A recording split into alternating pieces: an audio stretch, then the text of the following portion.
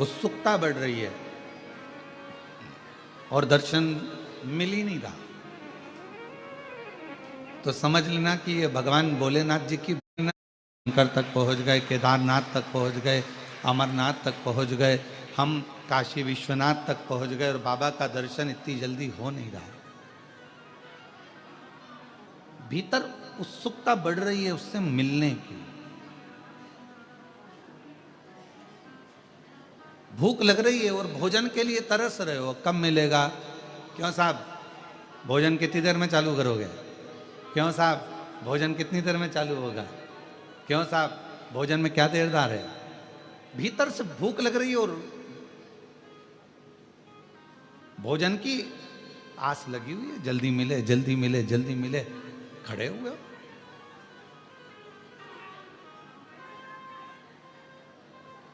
अच्छा बोलो, कुबरेश्वर धाम पर रुद्राक्ष लेने में कितनी देर में रुद्राक्ष मिल जाता है? जम के बोलो, कितनी देर लगी? लगे, अंदर आए, लिया, बाहर निकल, उतनी ही देर लगी जितनी देर आप लाइन में चले, अंदर पहुंचे, लिया और चले। पर लेने की उत्सुकता कितनी बड़ी है? जल्दी जाऊंगी, जल्दी खड़ी हो जाऊंगी, रात भर विचार कर रही होगी सुबह मेरे को रुद्राक्ष लेना है, रात को आई और सवेरे से विचार कर रही रुद्राक्ष लेना है, 4 बार पूछ ली, क्यों, कहाँ मिलेगा, कहाँ मिलेगा? फिर किसी ने कहा बस इधर से चले जाना, उधर पीछे वाले रास्ते से खड़े हो जाना, वहां मिल जाएगा। अच्छा अच्छा, कितनी बजे मिलेगा? कितनी बजे? 10 बजे। खड़ी कितनी बजे हो गई? 9 बजे। अब जब मालूम है 10 बजे मिलेगा, अगर 2-4-10 लोग ज़्यादा लेकर चले भी जाएं, आराम से जाओ, आराम से लो, आनंद में लो, और बिना सोच के बिना विचार के आराम से, बहुत है, मिलेगा। पर उत्सुकता बढ़ रही है, लेना है लेना है लेना है, मुझे लेना है मुझे लेना है मुझे लेना है, ये उत्सुकता बढ़ रही है। और उसी तरह परमात्मा के दरवाजे पर जाओ और परमात्मा के मंदिर में पहुंचो, महाकाल राजा के दरवाजे पर पहुंचो, विश्वनाथ बाबा के दरवाजे पर पहुंचो, ओमकार बाबा के दरवाजे पर पहुंचो, और तुम्हारे भीतर उत्सुकता बढ़े मिलने के लिए कि मेरा परमात्मा मुझे कब मिलेगा, इतनी देर हो गई, इतना समय हो गया, इतना समय हो गया, ये विचार, ये उत्सुकता। अब कितनी देर से आप लोग कथा का इंतजार कर रहे हो? हम देख रहे थे, आप कई लोग तो 8 बजे के बैठे हो, कई लोग 7 बजे के बैठे हैं, कई लोग 10 बजे के बैठे हैं, तुमको कहीं से सुगंध मिल गई थी कथा होगी और कुबरेश्वर धाम पर होगी, तो आप लोग हाल में आकर अपना जगह संभाल कर बैठ गए। अब आप लोगों को खबर मिल गई कि कथा होगी, तो आप लोग 9 बजे से 8 बजे से जगह संभाल रहे हैं, 9-10 बजे से जगह संभाल के बैठे बैठे बैठे बैठे, और अब कहीं विचार आवे कि कोई इधर वाला बोले कुछ, इधर वाला कुछ बोले, तो मन में आता है कि शांति, थोड़ी शांति रख ले, अब हमको कथा मिली है, जरा सुन लेने दे, इतनी दूर से आए हैं, बड़ी मुश्किल से आए हैं, और पहले कई बार आकर चले गए, कथा नहीं मिली, पर अब की बार पितृपक्ष में अगर ये कथा मिल रही है तो ये तो शिव जी की बड़ी कृपा है, हमारे पूर्वजों को पार लगाना होगा, तो ये बड़ी करुणा। अब उसमें भी अगर इधर वाला बोले इधर वाला बोले इधर वाला बोले, तो बार बार उसको चुप करने का प्रयास किया जाता है, तेरे पाँव पड़ूं चुप हो जा, तेरे हाथ जोड़ लूं चुप हो जा, और फिर चुप ही नहीं हो तो सारी समस्या का हल एक लोटा जल, फिर चुप ही नहीं हो तो मन में आवे, हे भगवान, हे प्रभु, कहाँ से आई है, कहाँ से? चुप ही ना हो रही, शांति ना हो रही, और मैंने तेरे ही भरोसे बाबा, तेरे ही भरोसे हवा बिच उड़ती जावांगी, बाबा डोर हथों छड़ी नाम कटी जावांगी, भोले मैं तेरी शंभो मैं तेरी, हवा बिच उड़ती जावागी, बाबा डोर हतो छड़ी नाम कटी जावागी, भोले मेरी। अब इतना व्याकुलता भीतर है रुद्राक्ष लेने की, व्याकुलता भीतर है परमात्मा से मिलने की, व्याकुलता भीतर है परमात्मा की कथा श्रवण करने की। और जितना जितना व्याकुलता में होता है, ट्रेन का इंतजार कर रहे हो तो ट्रेन का इंतजार करते हो तो क्या लगता है, अगर मालगाड़ी भी निकल कर जा रही है तो अपने को लगता है अपनी है, अपनी आ रही है।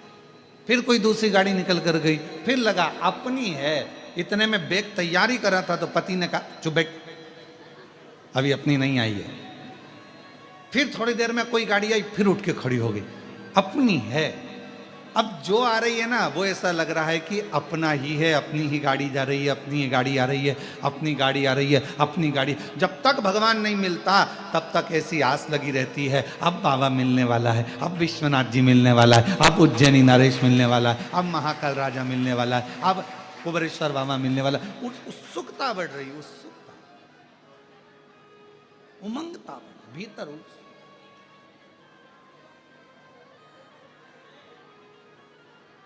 उससे मिलन की आस। तो शिव कथा कर रही है कि परमात्मा के मंदिर में जाओ और परमात्मा तुम्हें मिल जाए तो समझ लेना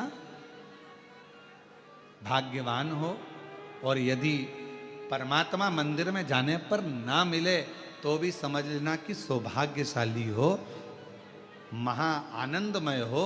परमात्मा तुमसे थोड़ा सा ओझल हो गया है, छुप गया है, पर शीघ्र ही परमात्मा मिलेगा, जरूर मिलेगा।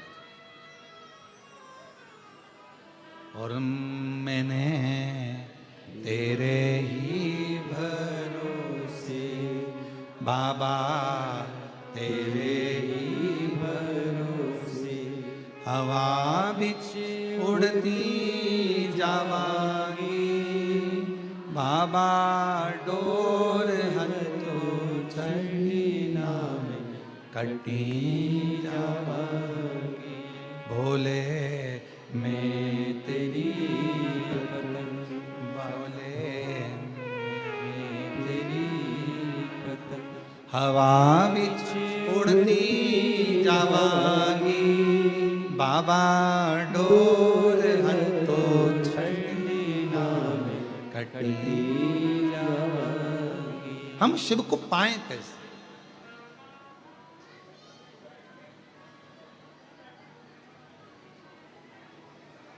भगवान को पाने के लिए हमें क्या करना पड़ेगा?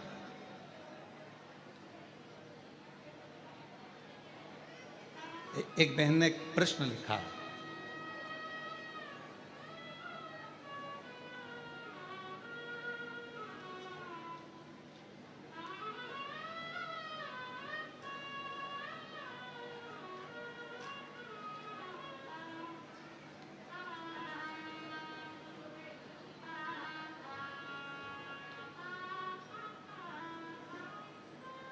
श्री शिवाय नमस्तुभ्यम। मेरा नाम प्राची वैश्य है। कहीं बैठी हो प्राची जी तो हाथ हिला सकती हैं, और अगर पीछे कहीं बैठी हो तो पीछे के रास्ते से आकर एक बेलपत्र ले सकती हैं। मेरा नाम प्राची वैश्य है, पिता का नाम इंद्र प्रकाश वैश्य है। हम शाहमऊ जिला अमेठी उत्तर प्रदेश के निवासी हैं। कहीं बैठी हो या पीछे कहीं बैठी हो तो एक बेलपत्र लेने के लिए पीछे से आ सकते हैं। बाबा, हमारा एक प्रश्न है।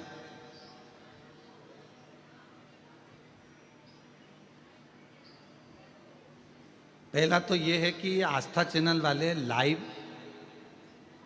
दिखाते दिखाते आरती में काट क्यों देते?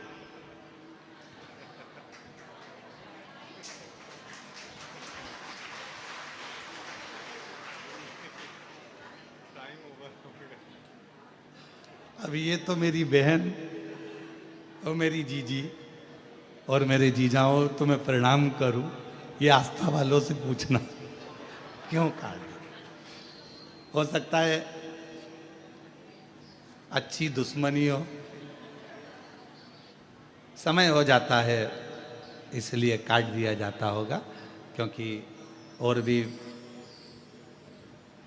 विद्वत ब्राह्मण जन जो कथा करते हैं वो उनका समय, उनका आगमन होना रहता है, तो फिर ये विराम दे दिया जाए।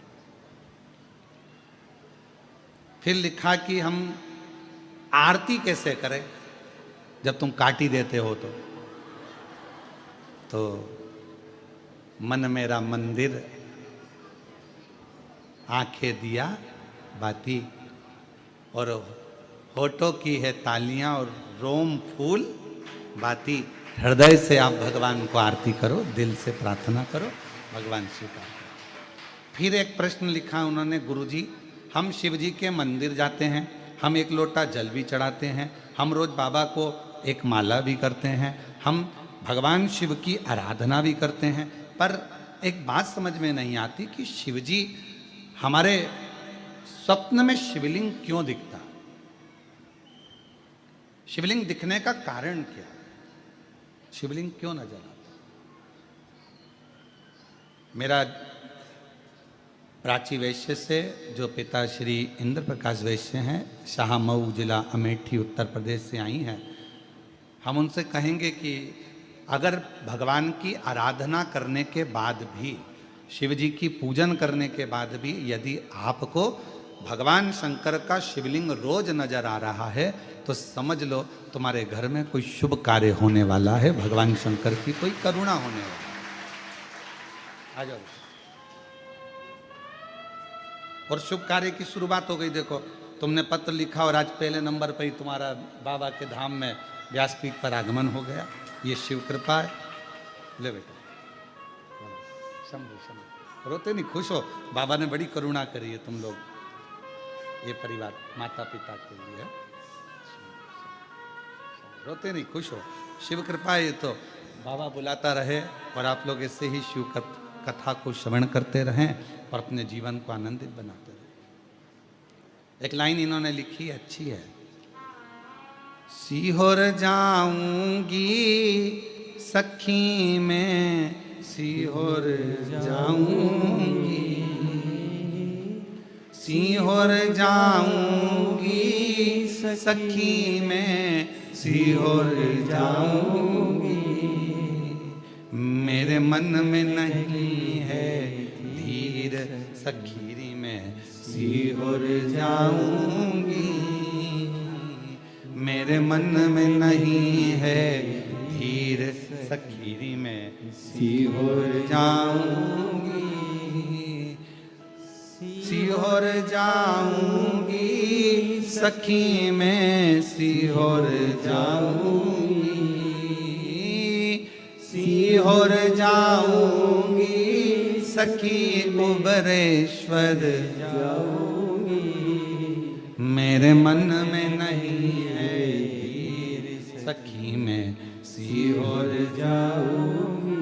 ये शिव जी की बड़ी उदारता है, शंकर की तो कोई कहे कि हम भगवान शिव की आराधना कर रहे हैं, हम भगवान शंकर की अर्चना कर रहे हैं, हम भगवान शंकर की पूजन कर रहे हैं, हम भगवान शंकर का स्मरण कर रहे हैं, हम भगवान शंकर के पूजन पाठ में लगे हैं, और शिव जी हमको स्वप्न में क्यों दिख रहे हैं। तो ये जान कर रखो कि वो तुम्हारा पिता है, वो तुम्हारा पिता है।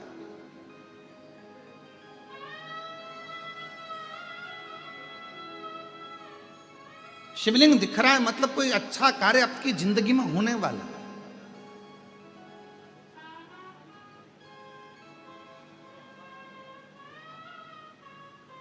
मन में भगवान से मिलने की उमंगता, उत्साह बढ़ रहा है तो समझ लो शिव की कृपा है, भगवान शंकर की कृपा है, करुणा है।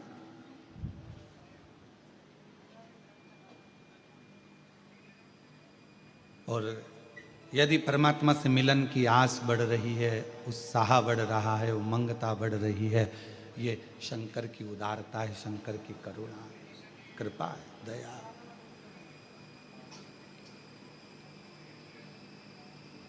आज जितने आप सब इस पितृपक्ष की 5 दिवसीय ऑनलाइन शिव महापुराण की कथा का लाभ ले रहे हैं, और मन में एक उमंगता, एक उत्साह, उमंगता आपके भीतर है, वैसी की वैसी पितृपक्ष में जब कोई शिव महापुराण की कथा को जहां बैठकर श्रवण करता है, और अगर किसी के कान, हम तो आपसे कहेंगे कि जब पितृपक्ष की शिव महापुराण की कथा यदि ऑनलाइन आपको श्रवण करने को मिल रही है और आपका घर में वॉल्यूम थोड़ा भी तेज करे हो और बाहर भी अगर आपकी आवाज़ जा रही है, तो रोड पर चलने वालों के कानों में भी अगर शिव महापुराण की कथा पढ़ रही है, श्री शिवाय नमस्तुभ्यम मंत्र जा रहा है, शंकर का गुणगान जा रहा है, शिव नाम जा रहा है, तो समझ लो कि उनके भी पितृलोक में तृप्त हो रहे हैं, उनका भी आनंद प्राप्त हो रहा है, वो भी तृप्त, उनके भीतर भी तृप्त है, वो भी आनंद।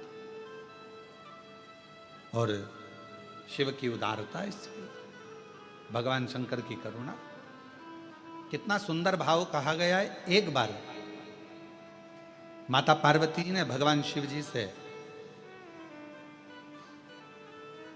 अपने नाना जी के यहां जाने के लिए जिद करी। और पार्वती जी के नाना जी कौन है? पितृलोक। पितरों की 3 बेटियां हैं, मैना, धन्या, कला। यह हम पहले भी वर्णन कर चुके हैं। उन पितरों की 3 बेटियां, मैना जिनकी गोद में मां पार्वती जी खेली हैं, धन्या सुनैना बनी जिनकी गोद में मां जानकी जी खेली हैं, कला कीर्ति बनी जिनकी गोद में राधा जी खेली। ये तीनों पितरों की 3 बेटियां हैं। पितृलोक में इनका निवास है, पितृलोक में ये रहती हैं। पर सनकादि ऋषियों के चरण में, जंघा में इनके वस्त्र की चोट लग जाती है, जिसके कारण बस ये पितृलोक से मृत्युलोक में आ जाते। थोड़ी सी गलती हुई है, थोड़ी सी गलती, थोड़ा सा गलत कर्म हो गया कि चलते चलते उनके कपड़े संत की जंघा पर, अर्थात छोटे छोटे जो सनकाद ऋषि बड़े आनंद के साथ तप कर रहे थे, और उनके वस्त्र उनको छूकर चले गए।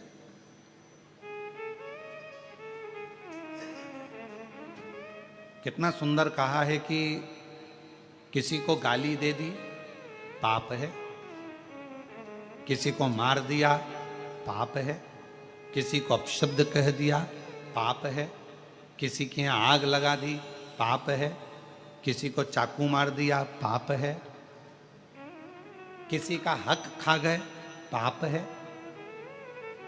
पाप है। पीठ पर बैठकर यदि किसी संत, साधु, ब्राह्मण या किसी कथाकार की या किसी तपस्वी की आप अपनी गादी पर बैठकर किसी भी तरह से आलोचना करें या निंदा करें, तो यह महापाप की गिनती में आता है। इतनी बड़ी व्यासपीठ हमें हरि चर्चा के लिए मिली है, इतनी बड़ी व्यासपीठ हमें भगवत भजन के लिए मिली है, इतनी बड़ी व्यासपीठ हमें हरि गुणगान करने के लिए मिली है, इतनी बड़ी व्यासपीठ हमें परमात्मा का भजन करने के लिए, नाम लेने के लिए मिली है। और उस व्यासपीठ पर बैठकर भी अगर कोई कथाकार या कोई व्यक्ति या कोई संत या कोई साधु या कोई कथाकार उस पर बैठकर भी यदि निंदा करे, तो वह महापापी की गिनती में आ जाता। महापापी। आप भजन करो, शिव नाम लो, राम नाम लो, कृष्ण नाम लो। भक्त काय के लिए आया है? भगवत भजन करने के लिए। तो पाप कर्म केवल वही नहीं है, पाप कर्म ये भी है कि हम किसी के लिए अपशब्द क्यों बोलें, किसी के लिए आड़ा टेढ़ा क्यों बोलें, किसी के लिए अपशब्दों का बखान क्यों करें।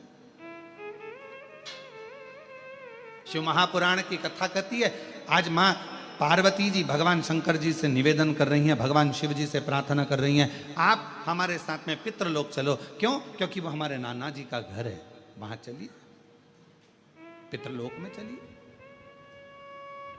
वो हमारे नाना जी का घर है, पितृलोक चलो।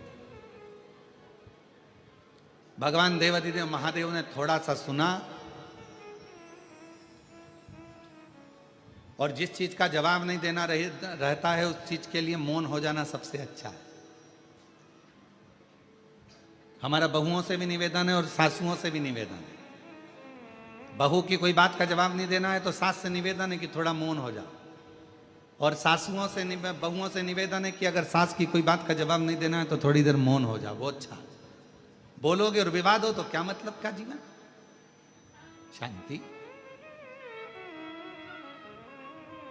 शिव जी मौन हो गए, शांत हो गए एकदम। और है भी मेरे शंकर भगवान, कर्पूर गौरम करुणावतारम संसार सारम भुजगेन्द्र सदा हृदयारविंदे भवम भवानी सहितं नमः शिवाय। ओम नमः शिवाय, नमः शिवाय, नमः शिवाय, नमः शिवाय। ओम नमः शिवाय, नमः शिवाय, ओम नमः शिवाय।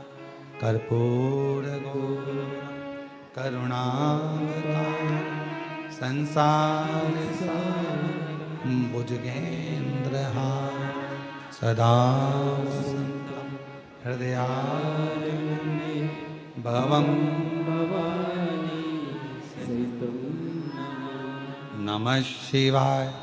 ओम नमः शिवाय, नमः शिवाय, नमः शिवाय। भगवान शिव की आनंदमय मूर्ति का प्रतिबिंब ये स्वरूप भी तो कह रहा है कि शिव शांत रहते हैं, शिव मौन रहते हैं। भगवान शंकर का एक सबसे बड़ा यदि कोई तत्व उनके अंदर है, क्या लोग कहते हैं भगवान शंकर की पूजन करोगे तो तुम्हारे अंदर हो सकता है क्रोध आ जाए, शिव जी की पूजन करोगे तो हो सकता है तुम्हारे अंदर कोई भाव आ जाए। अरे शिव महापुराण की विद्येश्वर संहिता कहती है, शंकर भगवान को एक लोटा जल चढ़ाने वाले को, शिव जी की आराधना करने वाले को, शंकर की उपासना करने वाले पर भगवान सबसे पहला सुख अगर देता है तो शांति देता है, वो भी हृदय की, मन की शांति देता है। हृदय की शांति, मन